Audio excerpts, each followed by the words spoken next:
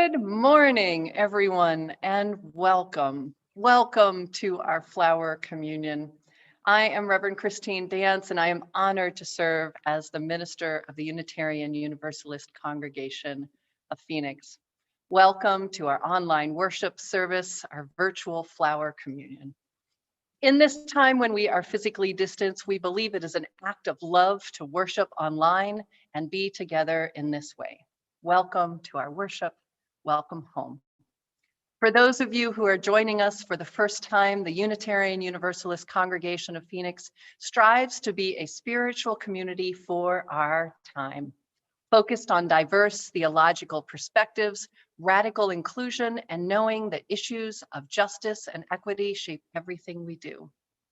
With a special awareness for those who have been historically marginalized, we welcome all of every race, class, ethnicity, immigration status, sexual orientation, gender identity, religious background, mental and physical ability and disability. We welcome your whole self, your family, into our worship as we build a community of caring and courage and hope. Welcome to our annual flower communion, different as it may be. As flowers begin to cover the Arizona desert, we celebrate as a community. As the flowers begin to open, we find ourselves opening with hope. As yellows and purples and pinks emerge as if by magic, we find the awe around us and within us. With the warmth of spring, we gather in the warmth of this community. With the beauty all around us, we celebrate the beauty of this community and the love we share. We know this rose will open. We know the hope of love and community. We know our inherent worth and dignity. This time, this space, this being together is sacred, holy, worthy, and beautiful. I invite you to grab a chalice or a candle from your home as we recite our covenant, and my wife Karen lights the chalice here in our sanctuary. Love is the doctrine of this congregation. The quest for truth is our sacrament, and service is our prayer. To dwell together in peace, to seek knowledge and freedom, to share our strength in fellowship, thus do we covenant. Want to introduce our worship team this morning. We have our music director, Benji Messer, our director of children's ministries, Katie Resendez, and our pianist, Mary Coda, are joining us through video this week. Our worship associate this morning is Joseph Benesh, and our Zoom operator today is Glenn Lockwood. And welcome to our newest chat chaplain today, Kathleen Waldron. And I have the great honor to introduce our brand new communications and technology coordinator, Becca Briley. Becca started just on Wednesday and is already making an impact. She was drawn to UUCP for our principles and our values, complementing what she is doing at the Southwest Institute of Healing Arts as their marketing director, webinar leader, and public relations specialist. She brings a wealth of experience and a warm presence to UUCP. As you all get a chance to interact with Becca, please give her a warm and helpful welcome. And you can welcome her in the chat right now if you wish. Thank you very much, Becca. We're so glad to have you on board. Welcome. Thank you, Christine. It's wonderful to be here. Wonderful. Thank you. Joseph, over to you. Thanks. Welcome, Becca. I'm Joseph. I'm sitting here in actually Tucson. It's one of the benefits of the virtual broadcasting that we're doing, although I'm a people person, so I desperately miss all of you. It is nice to see people's faces, though. And I am your worship associate today. Our chat is open, so it's that great message board like the old AOL message boards that existed 20 years ago, but ours is way cooler than that. So you can chat, you can ask questions, or just pay attention. All the stuff we talk about is in there. And our service is automatically captioned. If you're joining us on a phone or on a tablet, you should be seeing the captions already. If you're on a computer, you'll need to click the live transcript button at the bottom of your screen and then choose show subtitle. As always, we invite you to check out UUCP on social media. We're super cool. We're like the hipsters of the future because we practice love and radical inclusion. And so it's hashtag UU Anywhere. I have some announcements for us about the life of our community. All of these announcements can be found on our weekly online newsletter, which is called Compass. And you can totally sign up for Compass on our website because it's one of those lovely newsletters we all get in our email. The first announcement for me is the most exciting one, even though I am traveling for work. Today, from 12 to 3, we will get to see humans. So from 12 to 3 today, come by UUCP for a physical distance drive-by celebration of our flower communion and our stewardship month. You'll get to see Reverend Christine in 3D and Karen and Benji and a few other special guests. There will also be a little treat. And just remember to stay in your car. You know, we're working baby steps towards the in-person. Stay in your car, keep your mask on at all times, because I know that they cannot wait to see you there in person at UUCP today. And now I really want to talk about a stewardship moment. So we are in the stewardship month. This is the time when we ask you to donate to UUCP. And everybody has a different way of approaching this. I actually work for a nonprofit in my day job. And this is actually one of the best parts of working for a nonprofit, is asking people to extend their love to their congregation or to the causes that they believe in this way. Because for me, it actually transforms that capitalistic sort of moment and structure that we're in. You know, it is a big part of this country and it has a lot of pros and cons, but the pros get to be when we get to share our resources with each other. And so I would just ask, you know, I know everybody in this, if you're listening and if you're watching, if you attend, I know you have a big heart. So I would just ask you to make us part of that big heart and part of that monthly or annual donation. You know, next week is the final week of Stewardship Month. And we're so grateful for your generosity at whatever you can and your commitment to our congregation. Some of the numbers is that we've only got about 25% responses right now. So we're 3/4 of the way through the stewardship month, but only 1/4 of the way to our goal. The 200 families that have yet to complete their pledging commitments, we really want you to do that. And we want to have all of those pledges by March 31st. So that's kind of the magic date. So please fill out your pledge form. If you need to reach out an email to get a copy of that, we can send that to you. Obviously, we have, you know, the volunteers and staff to lovingly track everybody down, but we want people to, you know, to jump in ahead of that curve. And our theme this year is community UU anywhere. As we've been building community wherever we are, sometimes in Tucson, during these times, we've really learned why community is so important. And I know most of us miss each other again desperately. So this piece of it really helps us get a sense of who is here. Those donations and those commitments kind of tell us who's still engaged. So there's also kind of like a data need here for us as well, you know, aside from, you know, the financial support. UUCP member Alyssa P will now lead our opening hymn. Come sing a song with me, one of my favorite hymns that I've learned in this group.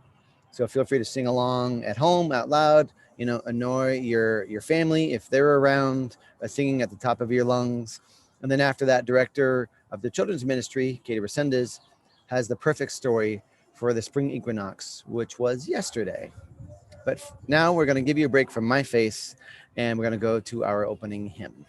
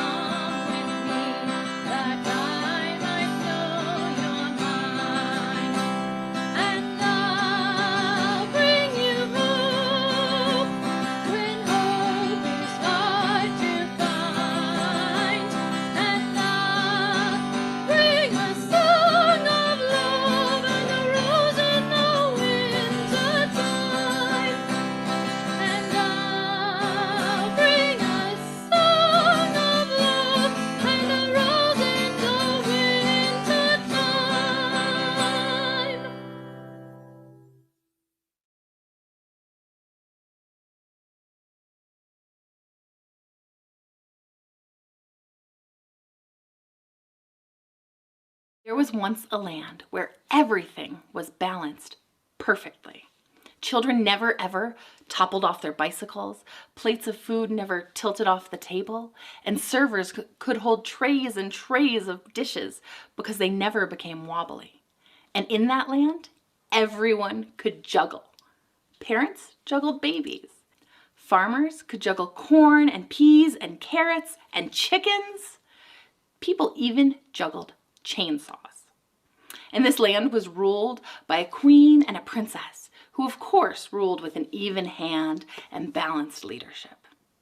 It was a wonderful, wonderful place to be. But one day, something that had never happened before happened. The day was completely balanced. The daylight and the nighttime were the same length. And on that perfectly balanced day, everything fell out of whack. People fell, things toppled over, and no one could juggle. Luckily, they figured it out before the babies or the chainsaws ended up in the air.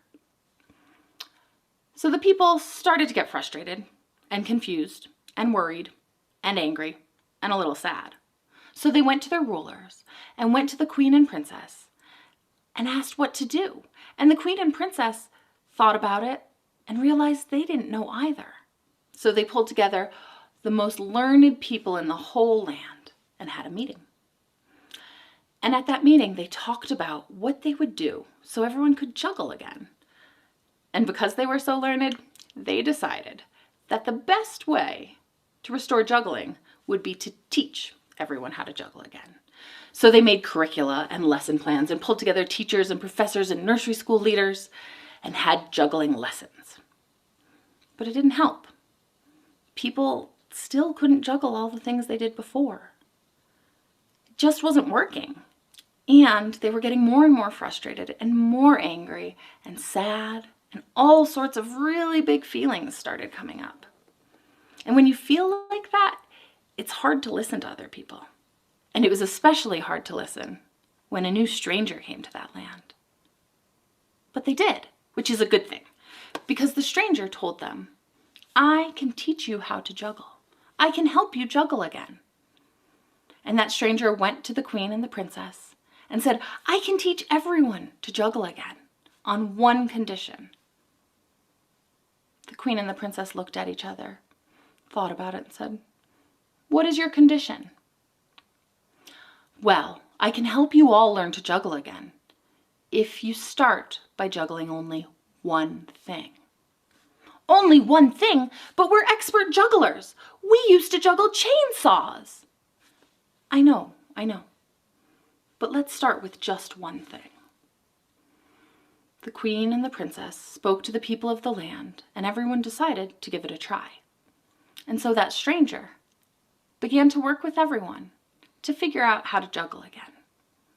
But that one condition of juggling only one thing was very specific. Everyone learned to juggle again using just one egg.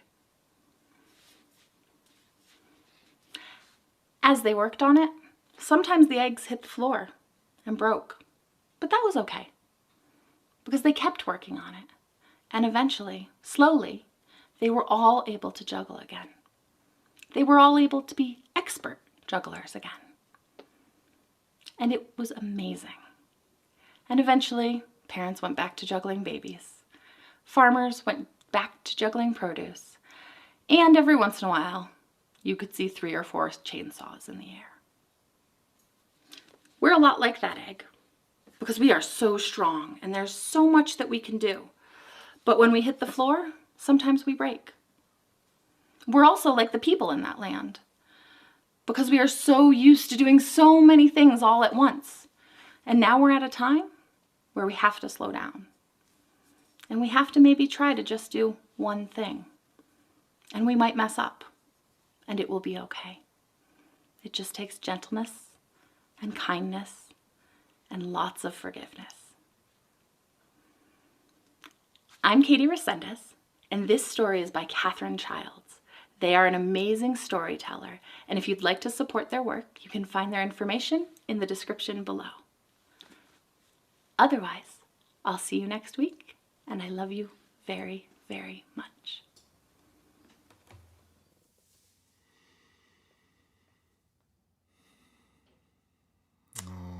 Thanks, Katie. That is so true. Good morning, everyone. I want to share a song with you now about flowers and about hope by a songwriter from North Carolina named Emily Scott Robinson. She came out with this last summer, and she asked her fans and her music community to submit photos and videos of their lives during the pandemic. So you'll see those photos in the video.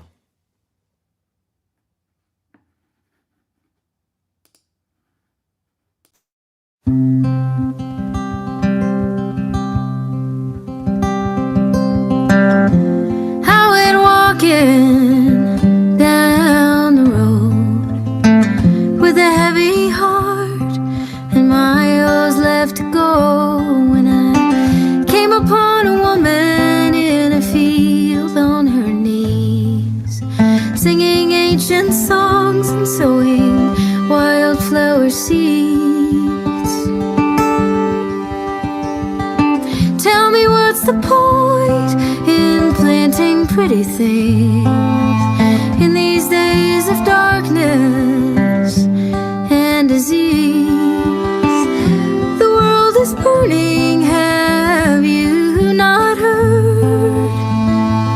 And she smiled and said, honey, I've lived long enough to learn. The time for flowers will come again, maybe in 1 year, maybe in 10. There are days despair will win, but the time for flowers will come again.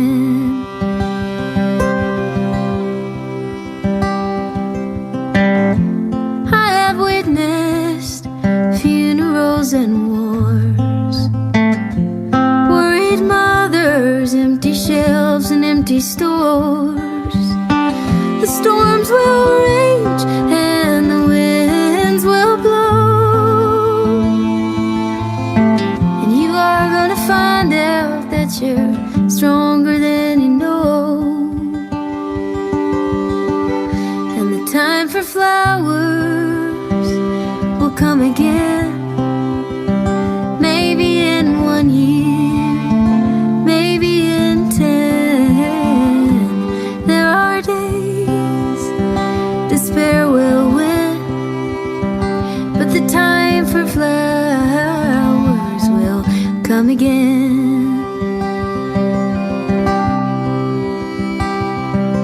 And when I woke up this morning, something deep had shifted. The sun was coming out and the clouds had finally lifted. It's time to fix what's broken, all the willing and the able. And when our honest work is done, we'll gather at this table. We'll hold each other's babies and pour each other's wine, and promise to remember that your fate's bound up in mine. The skies are clear now, the moon is new. Let's raise a glass, my friends, we made it through. And the time for flowers has come again.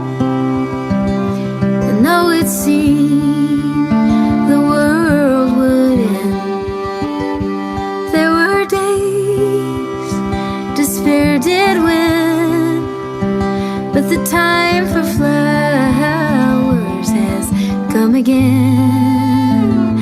The time for flowers has come again.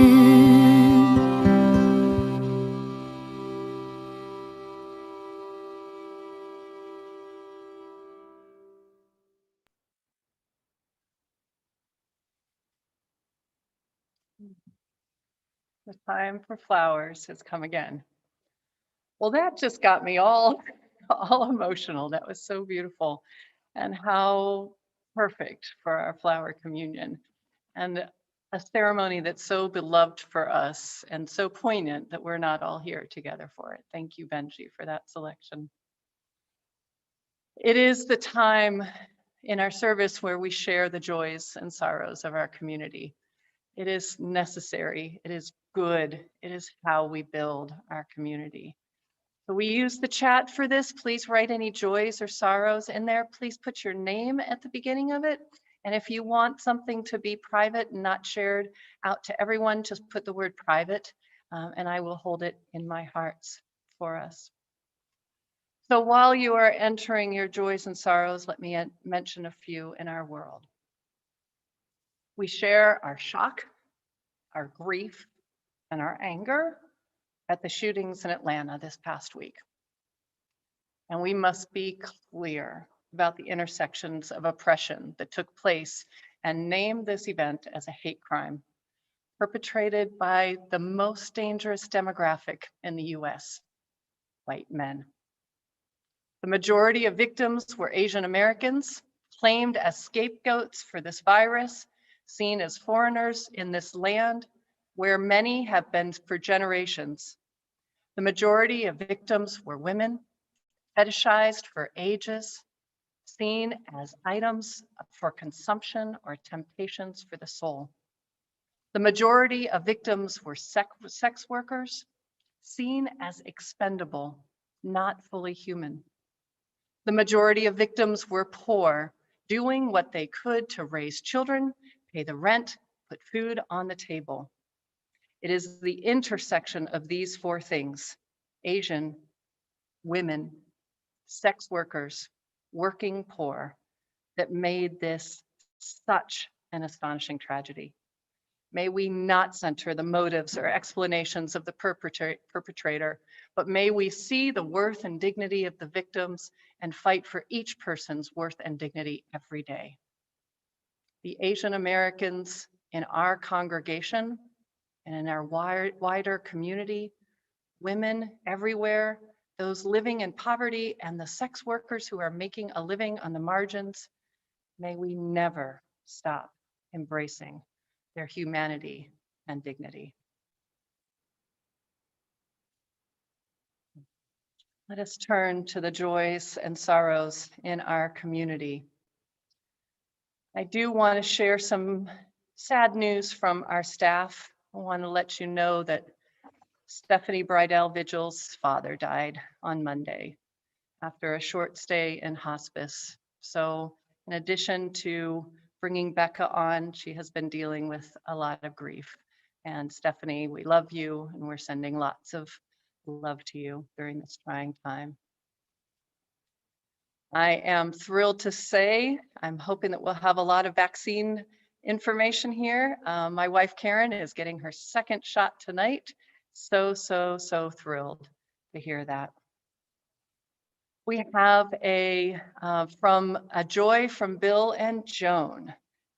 Bill was released from a 15-day stay in the hospital, and he's beginning recovery from surgery to correct a twisted colon. No large animal vet jokes, please. Thanks for all the text and emails to help my recovery attitude. We're sending you lots of love, Bill, on this recovery for something that you did not have planned. Lots of love. Dan Hun says, I got my first Fauci ouchie on Wednesday. Hooray. Sandy and Don Weir received their second COVID vaccine shot on Thursday. Hooray. And I think Robert back, I didn't see the rest of your message. It might be back on here later. So please enter that back in.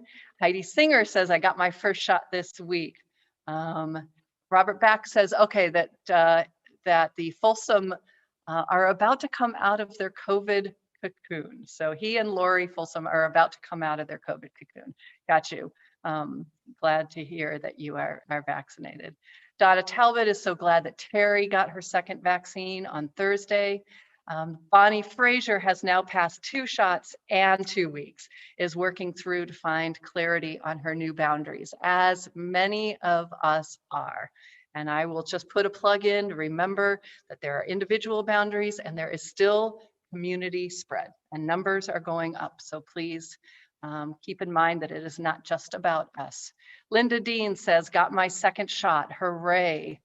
Gary Azell says, wishing the Danforths well as they prepare to move to Ohio for some months to help take care of family. Thank you so much, Gary, for saying that. Much love to Daisy and Jake and Max and Pepper and Alina. Much love to you, and we go with you. Karen Kurtz says, April 9th is the 20th anniversary of starting my consulting business, and June 1st, I will start my retirement. How wonderful. I'm grateful for all of my clients over the past 20 years and excited to discover the next outlet for my creative energy. Wonderful. The Perez family says they are grieving the loss this week of dear friend Jane Murdoch. She was the spirit and love in the Phoenix music scene and lesbian community.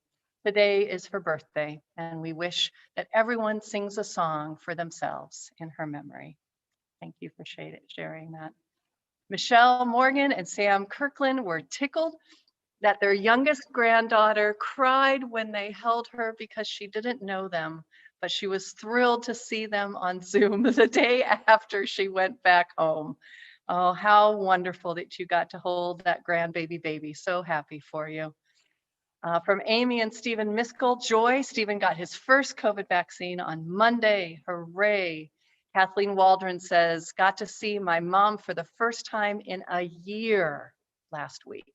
She is an early memory support at the Beatitudes. So glad to hear that, Kathleen. Glenn Lockwood shares a sorrow. We learned this week that Michael Hart, who was the spouse to Susan Hunt and one-time member and contributor to UU World, died in hospice earlier this week. Michael was a board member and a good friend to many. His laugh was contagious, and we hold Susan in our hearts. Thank you for sharing, Glenn. Sue Baird got your 2nd shot. Her wonderful. Walt D has several joys. 1, I got my first virus shot last night, and 2, was able to pay off my car lease but the car, the cute little Mini. I'm not quite sure, but yay for paying off leases. Sam Kirkland got his first COVID vaccine. That's wonderful. Laura got the first shot on Wednesday. Terrific. Amanda R., I got to visit my parents last week. We are all fully vaccinated, so we were able to, per CDC recommendations, spend time together maskless. How wonderful, Amanda. Nabi, we've got a joy from Nabi. I spoke at the candlelight vigil this week, and Jira helped spray paint 2 banners. Nabi and Jira, we are holding you in our hearts this week, and so proud of you for standing up and speaking at the vigil. So proud of you. Laurel Hardin says, I'm concerned for my younger sister who is in her 6th week of chemo for her 5th bout of cancer. She will have surgery soon. I hold her in my prayers. From the Stevenson Browns, candle for Oma, Shelley's mom, hospitalized after a fall and brain bleeding last week, doing better today. Shelley is with her and helping plan next steps, kept setting up care at home. Oh, much love to all of you. Dan Coleman says, I am back home recovering nicely after hospitalization for colon surgery, but I won't whine anymore for how long I was hospitalized. Bill, you've got me beat. A hospitalization is a hospitalization. We're very glad to have you there. Glad to have you home, sorry. Let's see. And I think that is all of our joys and sorrows. And Walt sent us a rose icon in the chat. Wow. A lot there to hold. And I know that there are other things in your heart and your mind. So I invite you to a time now of meditation and prayer. Center yourselves, Put your feet on the floor if you wish. I understand that at least one member of our community does yoga during our meditation time. Take a few deep breaths. Enjoy the words of Reverend Fran Unger, a special blessing for Flower Communion. What a gathering. The purple tongues of iris licking out at spikes of lupine, the orange crepe skirts of poppies lifting over buttercup and daisy. Who can be grim in the face of such abundance? There is nothing to compare, no need for beauty to compete. The voluptuous rhododendron and the plain grass are equally filled with themselves, equally declare the miracles of color and form. This is what community looks like. This vibrant jostle stem by stem, declaring the marvelous joining. This is the face of communion, the incarnation once more, gracefully resurrected from winter. Hold these things together in your sight: purple, crimson, magenta, blue. You will be feasting on this long after the flowers are gone.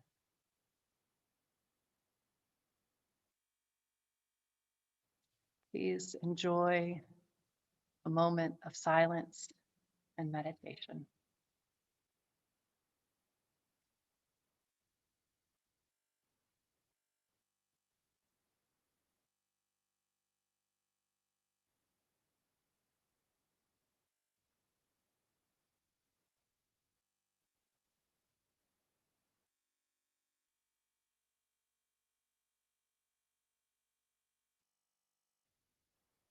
Amen.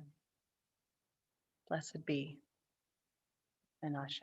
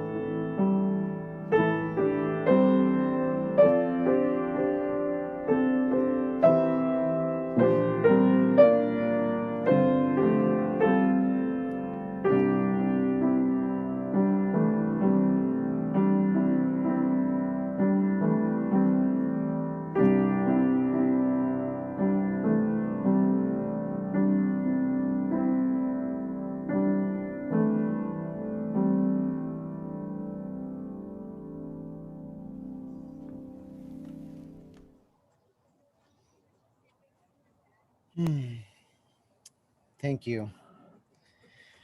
So these reflections are always a little hard to start, but not this one. This one came pretty quickly because flowers are such a beautiful and and delicate thing that they seem to me a great metaphor for the time that we are in. And it made me think of one of the principles of yin and yang. Now, I am no expert on the philosophy of yin and yang, but I've read a fair amount about it and studied it a bit. And one of those principles that stands out that this kind of reminded me of was that of the balance of strength and rigidness versus weakness or flexibility, or what is perceived as those. And one analogy I've seen used a couple of times in describing that is of a blade of grass.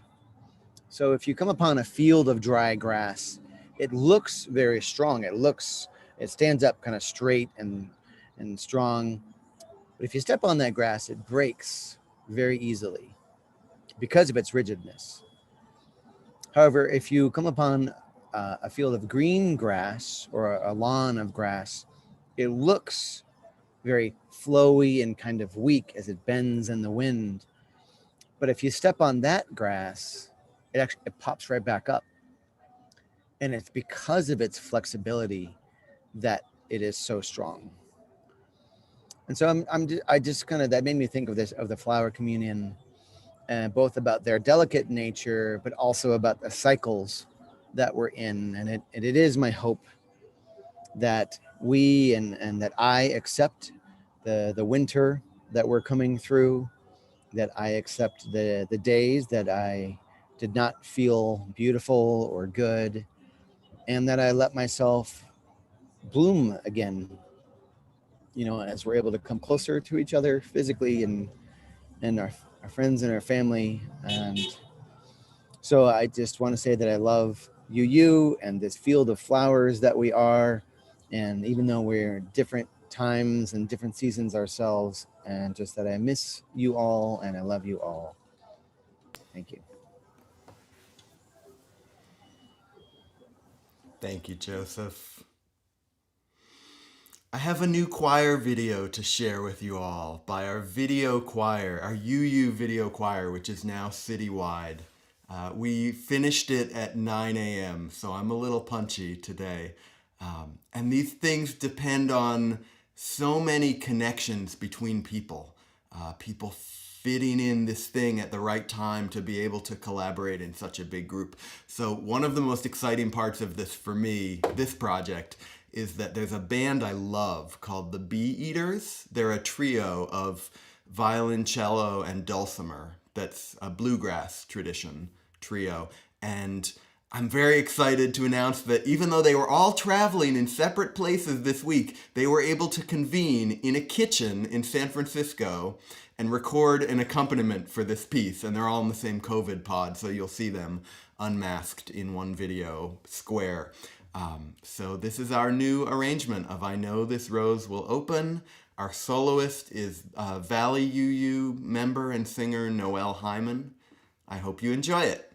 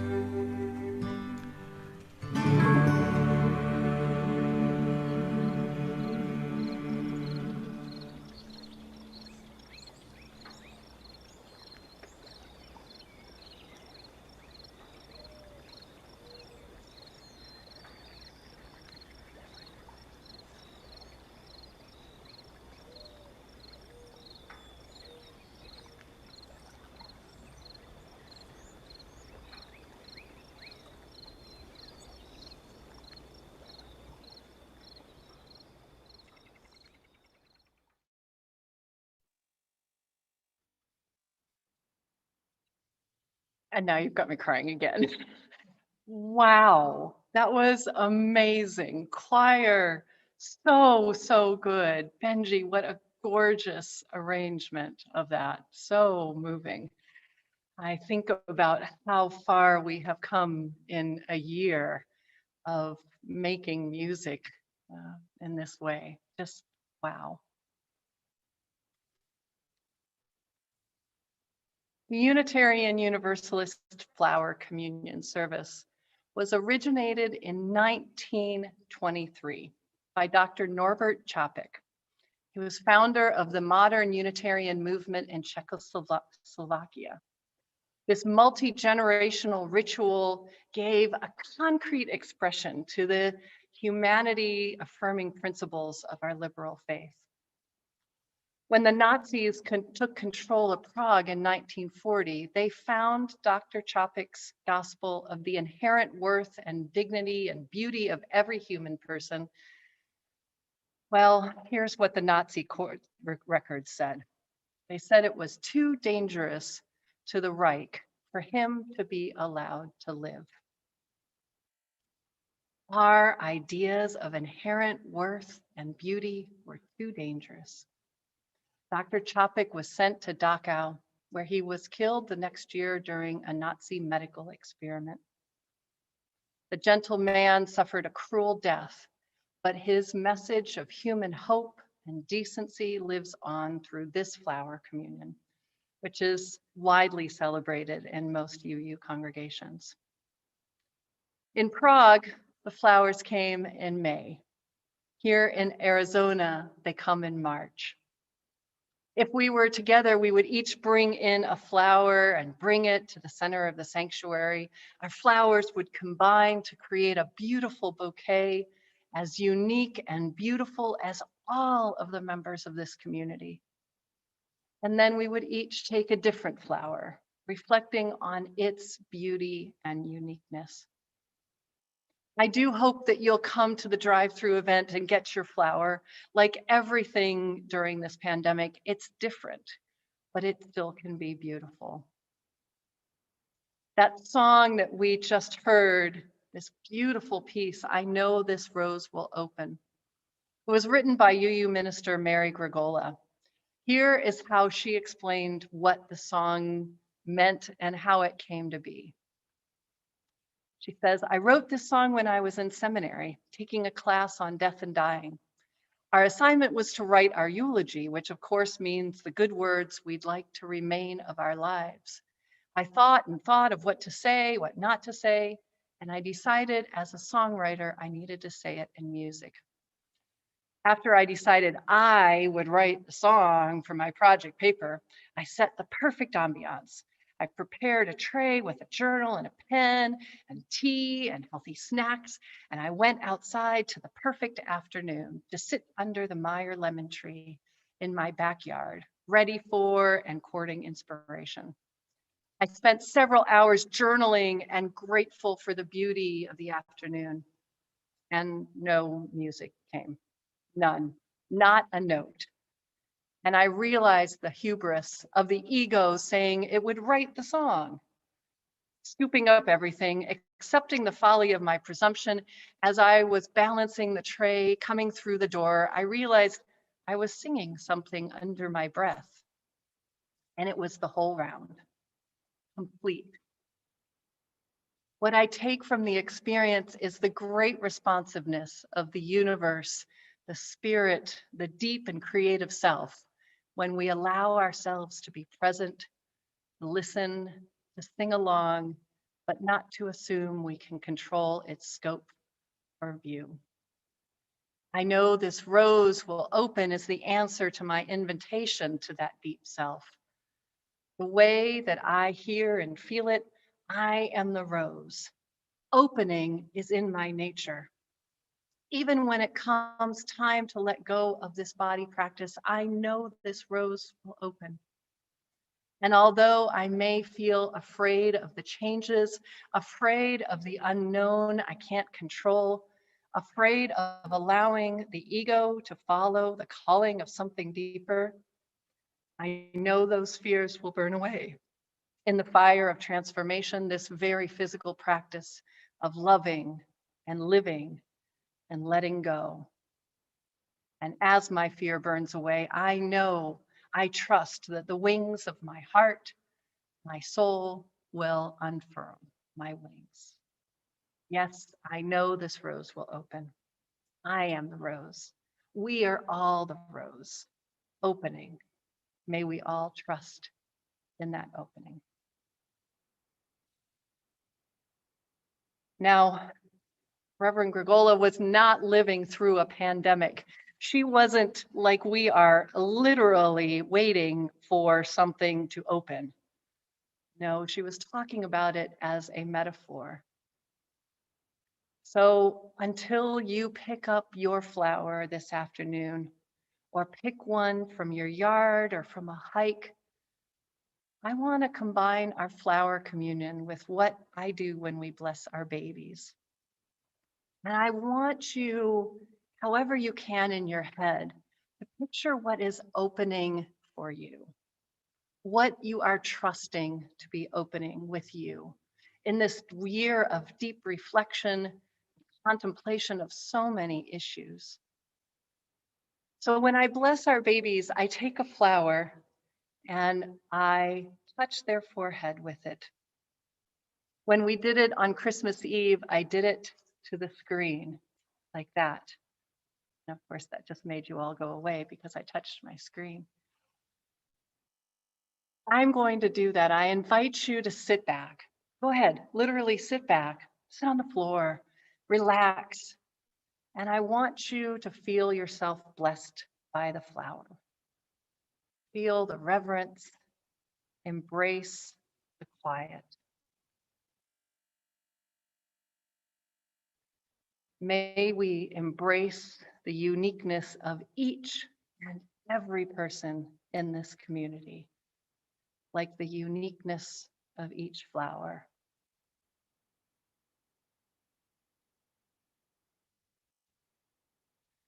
May we hold each other gently with love and tenderness, knowing that we are still opening our minds, opening our hearts, and opening our spirits.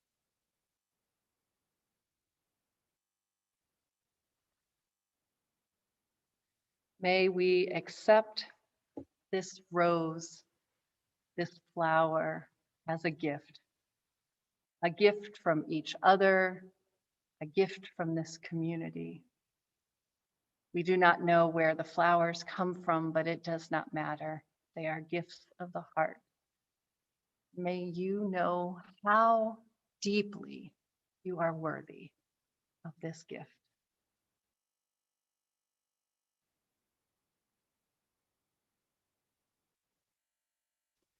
May we know that each one of us is a beautiful flower as an individual, full of unique beauty and fragrance.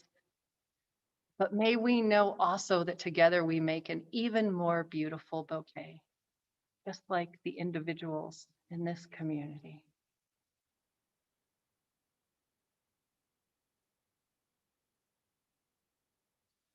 May we know that we will open. This community will open physically with patience, some diligence, and the timing of both Mother Nature and science. May that knowledge comfort us, as does the return of the wildflowers in Arizona. But may we also know that our hearts will continue to open, our minds will continue to open. May we know that opening is a blessing.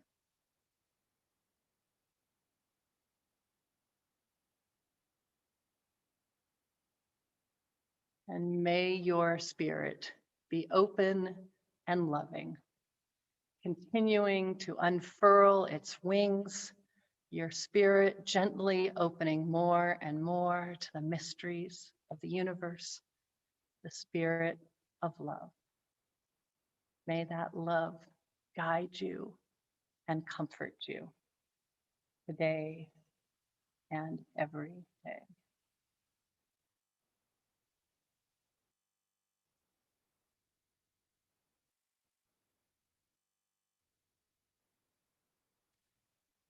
I invite you to take a moment and feel the opening, holding on to the spirit of community and contemplating what is opening in you during this time of blooming.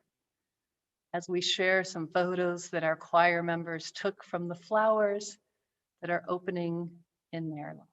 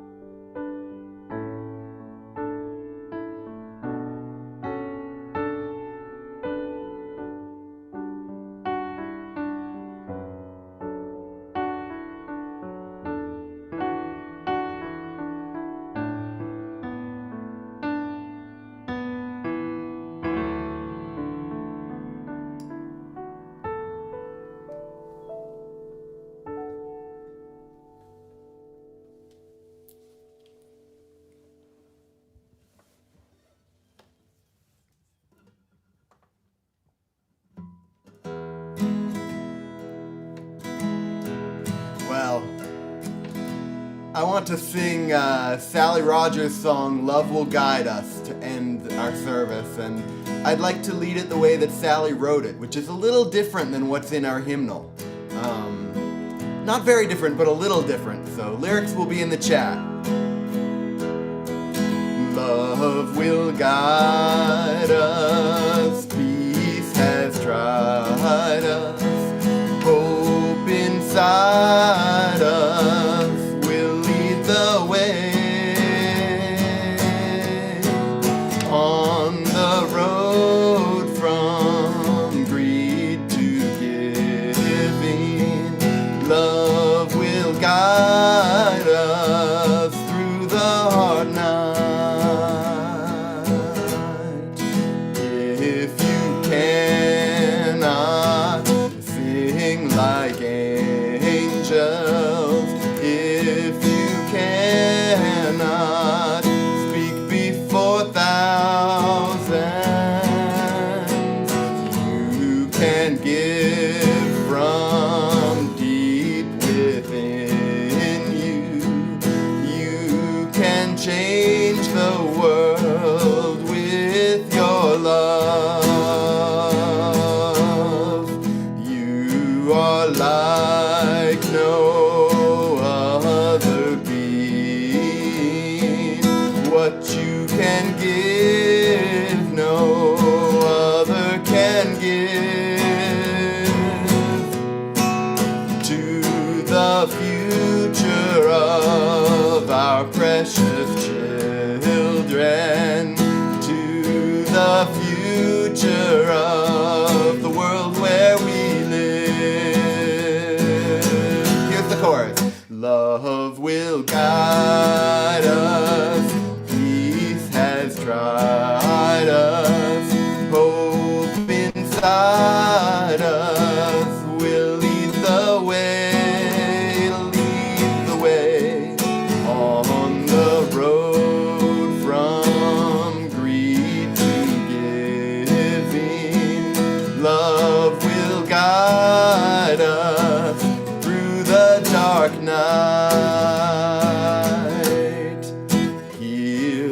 song of peace within you. Heed the song of peace in your heart. Spring's new beginning will lead to the harvest. Love will guide us on our way. Here's the chorus one last time. Love will guide us. Peace has tried us. Hope inside us will lead the way. On the road from greed to giving, love will guide us through the hard night. Thanks all. I love those new verses. I think we're going to have to keep some of those. Those are great. Before closing words, we want to invite you to coffee hour after the service. We will have coffee hour. It will be shorter because hopefully you're all going to be getting in your cars coming between 12 and 3. We have traffic flow patterns to help manage that, but we will have coffee hour from 11:30 to 12. We'll have a children's coffee hour, adult coffee hour, and also a discussion with our board about the 8th principle. We're continuing our board chats. The board is recommending that we adopt the 8th principle to our 7th and voting on that at our June congregational meeting. So you can go to whichever one you want and we'll be ending at noon so we can have the drive-by event. We do hope to see you. Visitors, please join us for coffee hour and come for a drive-up event. There's flowers, there's a gift, there's lots of love. It will be a fun way to get to know us. And as a remember to please fill out your stewardship pledge form. Please let us know that you are here and still committed to our congregation. The link is on the front, right at the beginning of our webpage. So may our lives bloom like flowers. May we see our own delicate beauty. May we be like sunflowers, turning always toward the light. May we spread love and justice like the seeds of a dandelion. May we take inspiration from the wildflowers on the side of the Arizona roads and in the desert, improbably bursting from the rock and sand. May we offer our beauty to the world, giving of who we are and knowing it is enough. May our lives bloom like flowers. Amen. Blessed be. And Ashe. Go in peace. Go in love. Go amidst the flowers.